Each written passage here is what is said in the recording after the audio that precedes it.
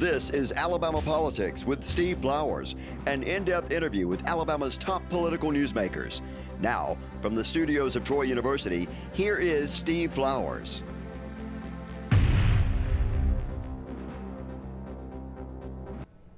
I'm Steve Flowers, and welcome to Alabama Politics. Folks, are very fortunate to have as our guest a young gentleman from here in Montgomery. I call him young because he's a lot younger than me. A young attorney named Rich Anderson, who is Assistant Attorney General, and he is a candidate for the Court of Criminal Appeals in the upcoming Republican primary, which is right around the corner, March 5th, 2024. Mark, good day. Mark, I call you Mark. It's my dad. I know. People do that all the time. It's good to be here, Steve, and it's nice to be called young. At 49, I don't always feel young, but I've been around a good long time now. I made a faux pas the same way I'm sure people have done over the years. I know your mom and daddy. That's right. Mark and Jean Anderson. That's right. They were Republicans here in Montgomery before it was cool. Absolutely. And when Dad was a Republican, I was raised Republican. He was a Republican before there were a single statewide Republican elected official. So he was back in that gang in the late 80s, early 90s that finally started getting Republicans involved in statewide politics. Well, we elected a congressman here in '64, Right. Bill Dickinson, and he was a great congressman, a good friend of mine. I worked for Bill. Did you? Here in Montgomery and in Washington, and when I was a senior in high school in Troy, I was Bill's county campaign manager. Wow. I was a young Republican in high school. Anyway, he was a great he looked like a congressman. He did, very much so. He Uh-huh. fit the mold. I worked, when I was growing up, I worked a couple of summers for Robert Adderholt and Terry Everett. Did you both? Yeah, I did. Uh-huh. So You got to work for Adderholt in Washington? in Washington, Uh-huh. yeah. Right. Now, when you grew up here in Montgomery, Yes, sir. where did you go to? Did you go to private school? I went to Trinity Presbyterian, Trinity little Presbyterian. small school. We had, Uh-huh. I think, about 30 people in our graduating class. Is that all there was? That's all. That's all. Now, what year would you have graduated? I graduated in 92. It'd be a lot bigger than that now, wouldn't it? I don't even know. I think it is a good bit bigger than it was back then. The school's bigger. It's grown. It's a big school, yeah. Was the campus at that time? Was it right there by the church? Was so Trinity Church is kind of downtown, and the school was out Carmichael Road area. And there are a couple of churches by it, but they're So not it's related always to the it. school's always been. School has always been in a different location. Uh-huh. It may have been, I take that back. It may have been like in the first year or two. It may have been close to the church, but it was out there. Well, you know that Trinity Presbyterian. Did you grow up in the Trinity? Y'all go to I the grew up. Baptist church. I grew up in the Presbyterian church, but I have ended up in the Episcopal Church, St. John's downtown. And in law school, I started going to the Robert E. Lee Memorial Episcopal Church up in Lexington, Virginia. That's where I went to law school. Did you go to Washington Lee Law School? Yes, sir, I did. And I started attending up there, and I found I really liked The Episcopal. the service and the kind of the way we do communion with a little more formality every time, and I've always enjoyed that. Turns out my grandparents my dad's parents were married in the chapel at St. John's downtown, and that's where my wife and I were married, and we've been there ever since. So Mark grew up in Montgomery too. He did. My mother's people are from West Alabama. I thought she was more than Black Belt. Yeah. She is. My granddaddy on her side was probate judge of Sumter County for a good number of years back in the What was her 60s maiden and 70s. name? Dearman. Uh-huh. Dearman. So she's Was she a Dearman. kin to Andy that worked for Shelby so long? I think don't they know. kin to It each could other. be. I mean, we've got a lot of Dearmans in West Alabama. Well, I bet you Andy Dimmer was from over there.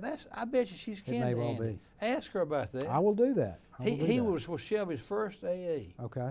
when Shelby was in Congress and in the Senate. Well, my dad was a fraternity brother of Senator Shelby. Is that right? What That's fraternity right. was he and Shelby in? What was it, Delta Chi? I can't remember. They were fraternity brothers. They were fraternity brothers. Were they in the school at the same time? They were, yeah. I think Senator Shelby may have been a year or two ahead of Dad, but not a whole lot. So your dad grew up here, and he went to St. John's, and that's where you and your wife. No, were? well, no. His It's, granddaddy. it's all mixed up. Dad went to First Presbyterian downtown, which is no more. It's been shuttered, and I'm not actually sure how my grandparents came to be married at St. John's. I just know I have a picture of them. You know who I loved? My favorite man in my lifetime. One of my favorite, Right. Bubba Trotman. I know you Oh, think I I know yes, you sir. thought I was going to say Richard Shelby because I write such good things about Shelby. I do admire what Shelby's done, but Mr. Bubba's from Troy, you know, Right. and he and my mama graduated high school together. Yeah. I never forget one day I don't know Mr. Bubba all my life, and I came home from the legislature or something and visited Mama, and I said, Mama, I had some kind of lunch or something with Bubba Trotman. I said, Mama, I believe Bubba Trotman is the finest Southern gentleman I've ever known. He was a fine gentleman. Well, and Mama said to me, Rich, he said, Steve, he was just that way growing up. Had the most impeccable manners, was kind. He epitomized the word gentleman. And that's just so important, and it's something I kind of feel like we've lost sometimes. You know, particularly being a little bit in politics these days, you know, it can be a little bare knuckle, but it hasn't always been. A story about my granddad, when he was first elected probate judge in Sumter County, he was in a 3-man race, much like my first race, 3-man race, and he won. And after he won, losing an election in a small town in Alabama can be hard on a lawyer's practice. And Papa put an ad in the paper after he won, complimenting his opponents, saying what good attorneys they were and how they fought honorably in that campaign. And I just, I remember that growing up, and that's the kind of example I've always tried to keep. Now, your daddy was a judge here. Dad was a judge. He was a circuit judge here in Montgomery County in the 90s and just barely into the aughts. He was a domestic court. Okay. So he was. They separated them in Montgomery. They did. That's right. And he was kind of one of the things I look up to him for was during the 90s, he was faced with the responsibility of handling applications by minors who were seeking to get an abortion. And they had to get judicial permission if they couldn't get parental permission. And in those cases, he started a practice of appointing a guardian ad litem, to speak for the unborn child. Is that right? He did that for the remainder of his term in office. Never got any of those cases reversed. The higher courts never said anything about it. Now the media hated it. New York Times wrote about it, and they didn't like it much. No, I bet not. Yeah, but that was something I was proud of him for. Backing up, I know people want to borrow up Bubba. Bubba was bad to go to 3 or 4 different churches every Sunday. Yeah. He would start off going to the First Baptist Church men's class, then he would wind up at St. John's Episcopal Church.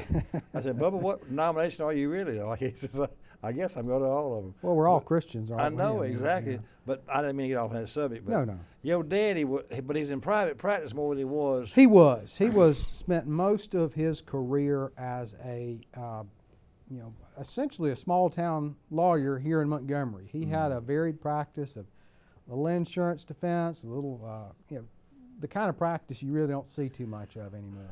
Did a little bit of everything. And Governor Guy Hunt appointed him to fill an opening on the circuit court. And I'm ashamed to say I can't remember what year it was, but it was around 92 or so. Yeah, about right. And he was reelected once, and of course, as you know, Montgomery as a county had trended Democrat. He finally lost his last election to a Democrat. What about, now, do you have any siblings? I have a brother. Yeah, he's over in Georgia. He's not a lawyer like you. No. He does construction. So 2 of y'all. 2 of us. Are you the oldest? I know, I'm the youngest. You're the youngest. Yeah. So I'm trying to follow in. Well, that would make sense if Mark went to school with Shelby.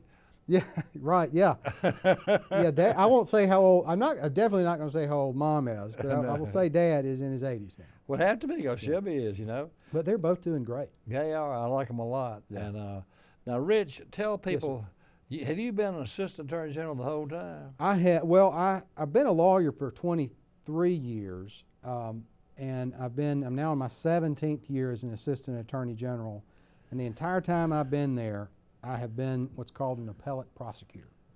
What that means is that I take cases from the point of conviction.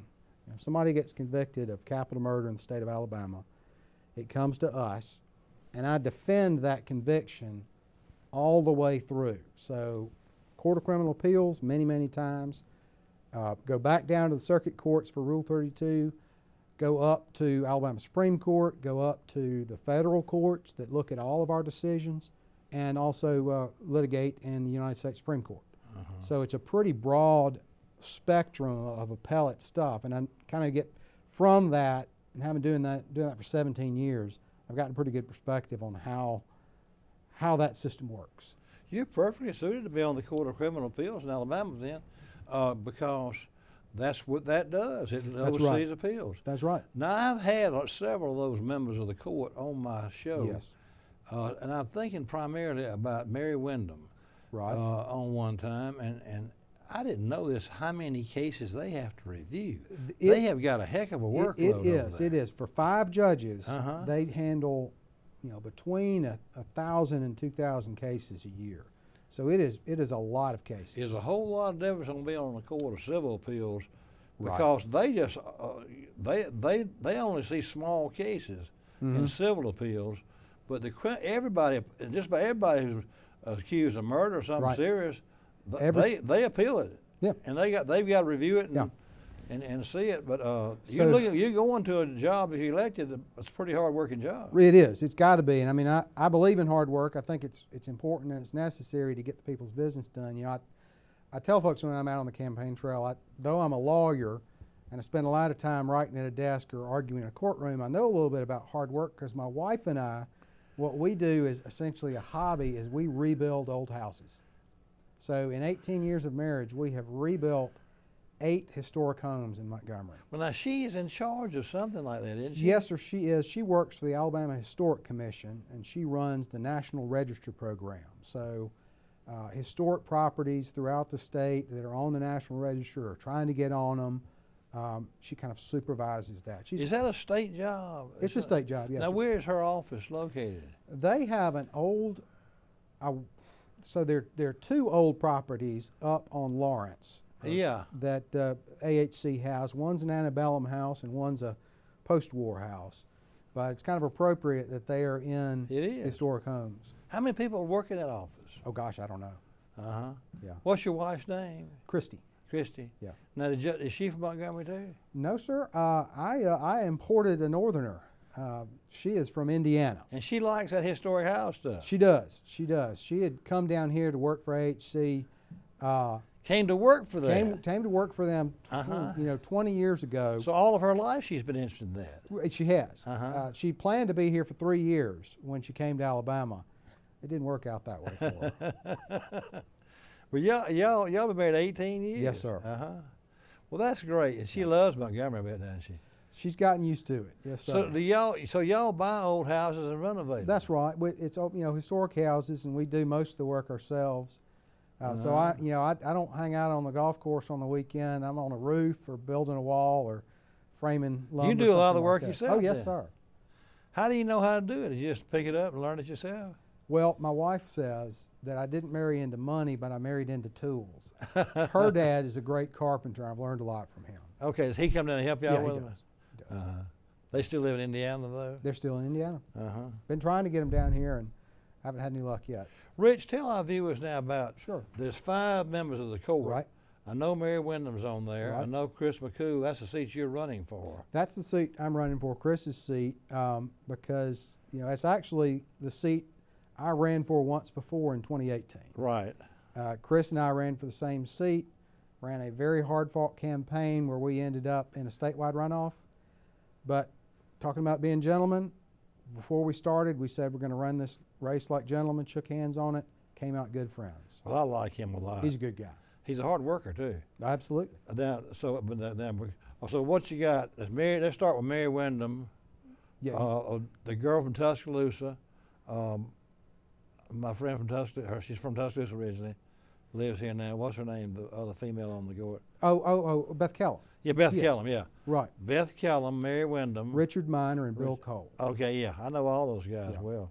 People, women, and men. And then McCool's leaving to run for the Supreme Court. He is running for Supreme Court, and I told him that I wasn't going to run against him again, but I wanted to run for this court again because I think it's an important court. And when he told me that's what he was doing, I said I'm in. Mhm. And here I am, kind of taking my message back to the people of Alabama. Now, there's a couple others in your race in there now. How many people are in your race now? 3 people in my race. They were 3 in my 2018 race. So March 5th, 2024. that's right.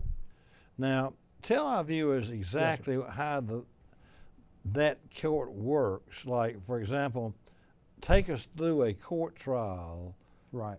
in Limestone County or Marengo So County. whichever county you're in, once you get a conviction, there are a couple of proceedings, post-trial proceedings that'll happen in the circuit court, the motion for new trial stuff. But once they file a notice of appeal, it goes up to the Alabama Court of Criminal Appeals. Every criminal conviction that gets appealed, whether it is a simple burglary or capital murder or drug possession, all of those go straight to the Court of Criminal Appeals because it's a court where you have an appeal of right, meaning there's no discretion. The court can't say, well, we're not going to hear this case.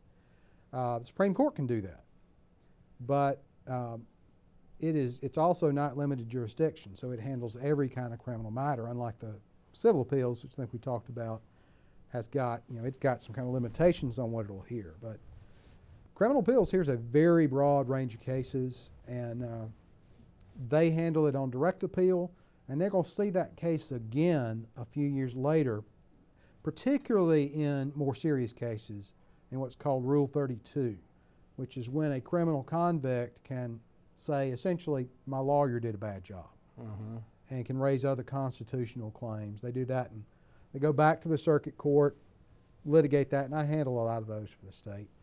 They can appeal that to the Court of Criminal Appeals again. So basically, every case, you're going to see it twice on the Court of Criminal Appeals.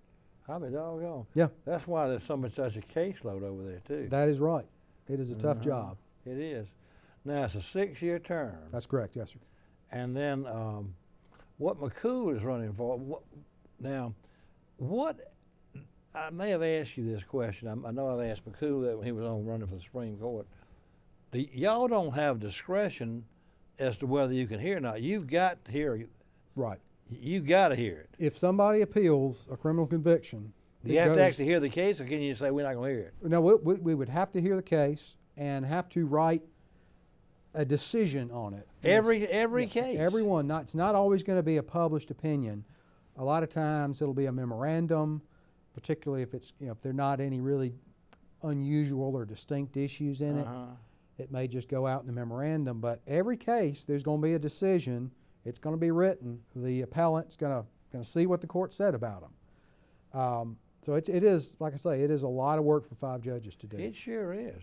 I mean, and probably a lot of people who have criminal cases appeal them. Well, especially major crimes. A lot of them do, particularly major crimes. But you figure, once you're in jail, you may not have a lot else to do. Exactly. That's what I'm talking about. And the state pays your lawyer, don't they? Well, not in all cases. But they do. They certainly do in capital murder cases now. And we've changed the way the legislature changed the way that appeals are handled in capital murder cases a little bit. And I don't want to go into it too deeply, but they've made it where I talked about the direct appeal and the Rule 32. A few years back, the legislature made those run more or less simultaneously in capital murder cases, because those are the cases I handle. They're the most complex. They take the longest time, and the legislature, rightly so, wanted to do something to speed those up. Well, that's a heck of a job. And then, but now, what ballpark? You might know specifically. What percentage do you think would appeal y'all's decision to the state Supreme Court? Would it be as high as 20? I don't know. I'm guessing it's probably more than that. What happens with an appeal, once the criminal appeals makes a decision, or once we made a decision, it would be you file what's called a petition for writ of certiorari.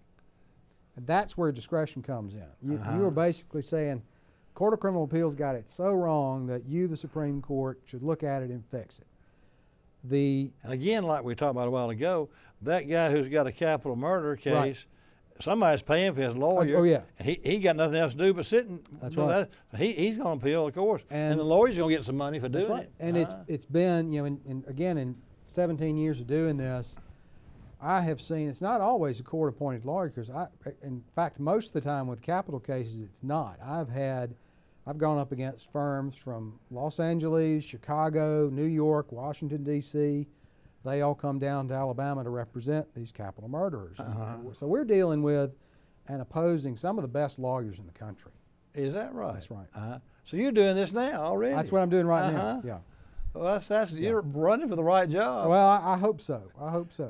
Speaking of that, how you enjoying campaigning? You get around the state? I do enjoy it. I mean, I found it last time I ran, and I'm finding again that Alabama is a big state, but there's a lot to love in it.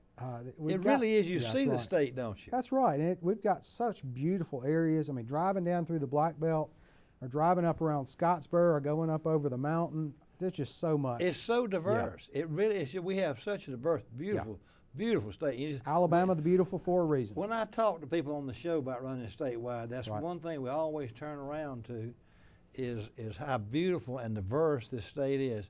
You think about going from Scottsboro to Gulf Shores. Yeah. And you couldn't I've done that in a day. In a day.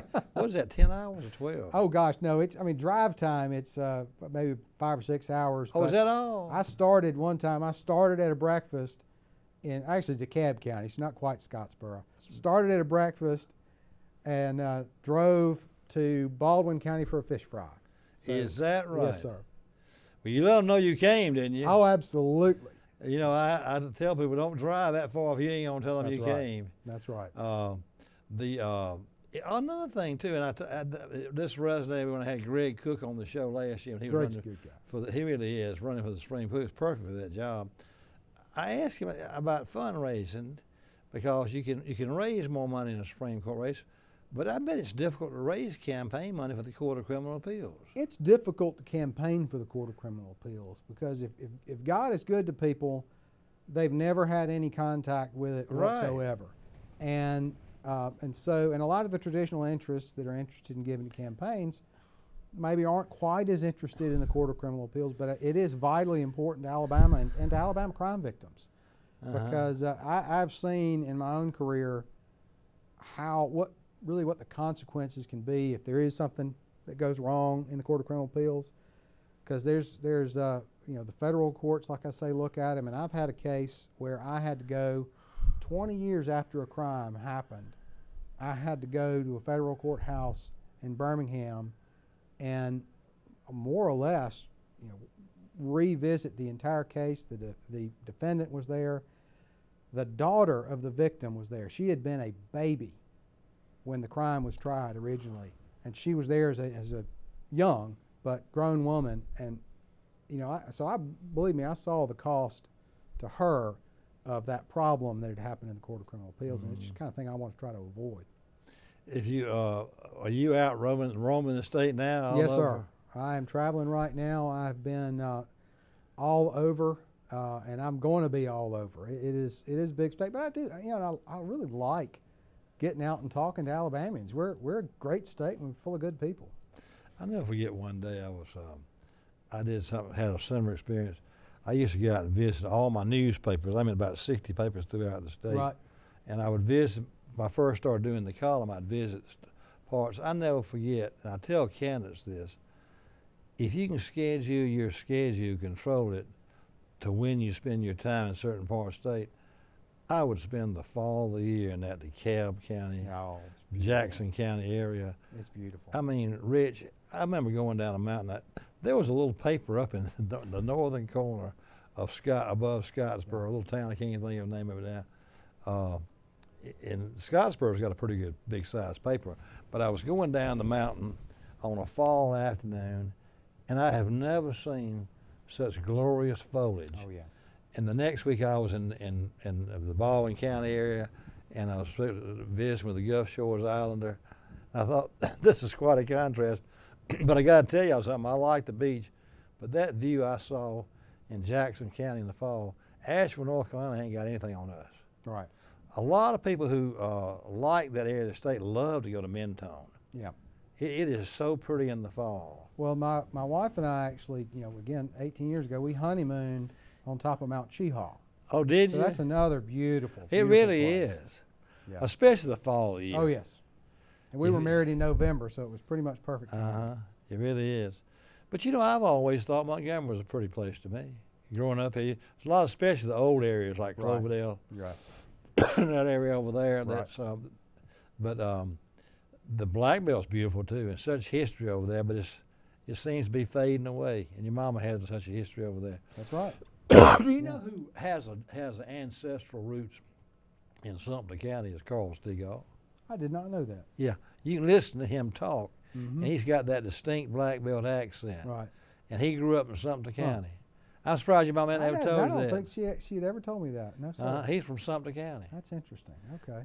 He is a legend here in Montgomery. Oh, I know. Very much so. He and John Ed Matheson are just legends. Yeah. Well, Rich, now you went to undergraduate school where? Well, so I always apologize to people because I went out of state, but the good people of Mississippi were kind enough to pay for my education at Ole Miss, so I accepted that offer. And then went to where I Washington Lee. Then I went to Washington Lee. You mentioned this. I can't remember. Is Washington Lee Episcopal School? Is reaching you? No, that sir, has no it's affiliation it's a with. private school. Yeah. When Robert E. Lee was the president after the war, it was Washington Lee has a chapel on the grounds. When he was president, there was chapel services every day. That's fallen by the wayside.